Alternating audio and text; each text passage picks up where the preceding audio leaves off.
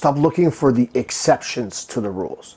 Stop looking at people who did it in spite of these, norms that would show that most people will succeed in this way. And there's this one guy who did it some other way. Like, don't use him as an example.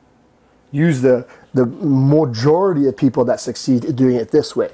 Now, that's not to say that if this person has an extraordinary goal, like, you shouldn't strive for an extraordinary goal as well.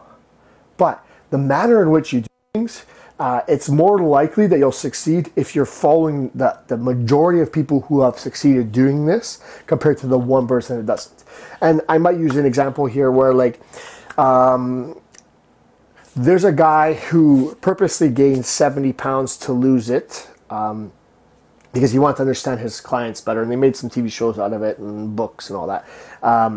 But he's specifically keto. He says you have to do keto, and he used keto to lose this weight again, and now it's the best thing since sliced bread.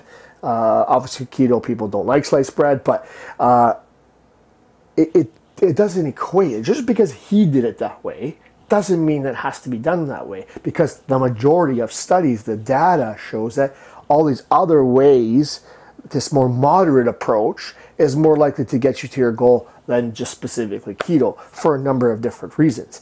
So let's not look at this guy, the exception to all the rules, as the example to why you should do it this way.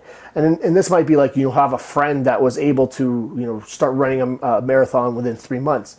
Yeah, it might have worked for that person, but I think for most people, 3 months is too fast to ramp up that amount of running. There's the likelihood of injury.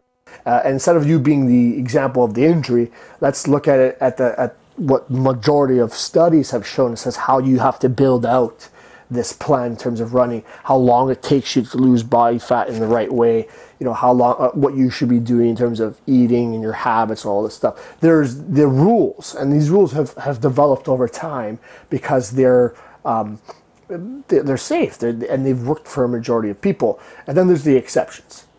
And I think a lot of the fads that come out might be the exceptions, and they might be exciting, they might be exhilarating, be something that's enticing because it's promise of quicker results and all this stuff.